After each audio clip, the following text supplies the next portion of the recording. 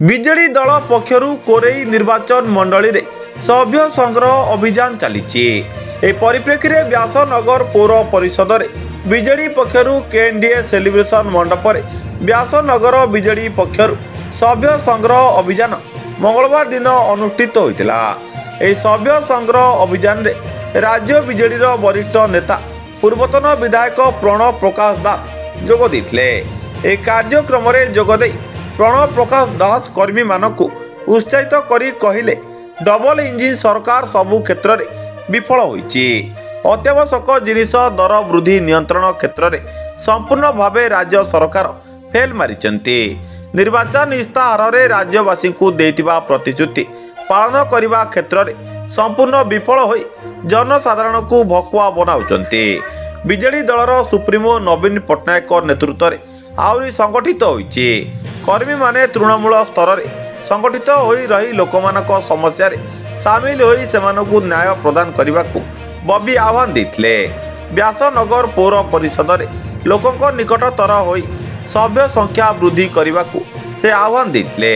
एही समावेश रे व्यासनगर उपनगरपाल सुभाष चंद्र बळ सभा को परिचालना करथिले। एही समावेश रे व्यासनगर बीजेडी प्रभारी बलभद्र दास, जिला महिला सभानेत्री सविता राउत पौराध्यक्षा, संगीता पिंगुआ पूर्वतन पौराध्यक्षा, सरोजिनी बल वरिष्ठ बीजेडी नेता महेश दल, अमूल्य नायक, गोविंद जेना, काउंसिलर विजय जेना, पार्थ सारथी नायक, अशोक कुमार राउत, सिद्धार्थ सामल, शिवानंद नायक, उर्मिला परिडा, काउंसिलर प्रतिनिधि मनोज परिडा, विश्वनाथ सेठी, प्रभात कुमार साहू, तपस्विनी शतपथी, परेश दास प्रमुख बहु विजु जनता दलर कर्मी एवं सभ्य सभ्या उपस्थित थिले।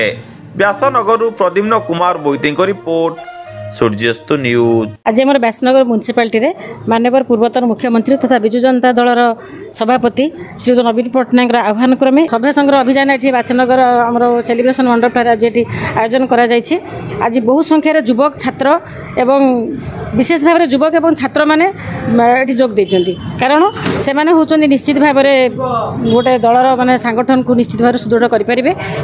माननीय पूर्वतन मंत्री तथा जाजपुर विधायक आमर प्रिय नेता श्री प्रणव प्रकाश दास जोग देते। आम सुचारू रूपे कार्यक्रम को आज ये सफलतार सहित एक कार्यक्रम सफलतार पहुँची एवं आम समस्ते आज किपरि भाव में Vyasnagar municipality 1 number membership drive रे सारा ओडिशा रे आज गोटे चर्चार थिला एवं अच्छी एवं रहिबो। तेणु निश्चित भाव में आम समस्ते आज प्रतिज्ञाबद्ध। आज आम व्यासनगर विजु युवा जनता दल तरफ आमर सभ्य संग्रह डिजिटल कार्यक्रम थिला।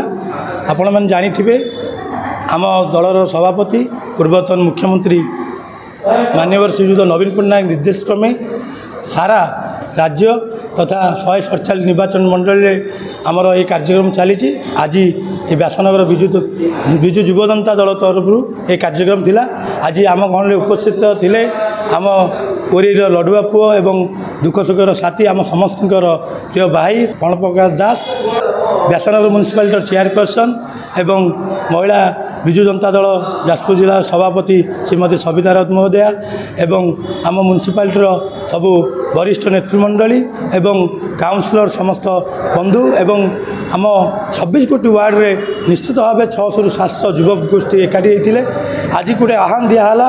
आज प्रणव प्रकाश दास गोटे कथा कही रखिले जे आज जो सभ्य संग्रह आम आरंभ हम काली प्रत्येक वार्ड रे युवगोष्ठी कमिटी माध्यम एवं आम दलर नेतृमंडली महिला छात्र सबू एकाठी जो कार्यक्रम अच्छी आम केते अधिक सभ्य संग्रह करी आम राज्य रे व्यासनगर म्युनिसिपालिटी 1 नंबर हम।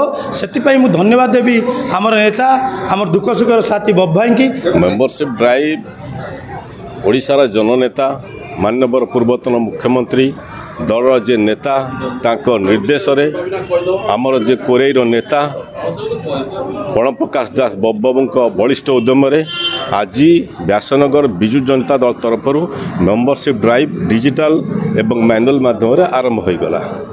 एवं सबुठार गोटे खुशीर कथा दल प्रत्येक वार्ड रु कर्मी माने युव छात्र महिला समस्ते आज एकजुट हो एठी आसी पहुँचले एवं किपरि भाव में ये डिजिटल एवं मैनुअली ये सभ्य संग्रह अभियान को सफल करेंगे खाली सफल करेंगे नहीं जाजपुर जिले में व्यासनगर विजु जनता दल मेंबरशिप ड्राइव जमी एक नंबर से चेष्टित हेबे से आज समस्ते कमिटमेंट कले शपथ नुह निजक निजे कमिटमेंट कले समस्ते आज चेष्टित हेले जे आमे केमिति विजु जनता दल को टाण करवा एकजुट करवा डिजिटल माध्यम मेंबरशिप माध्यम एकजुट करवा एति।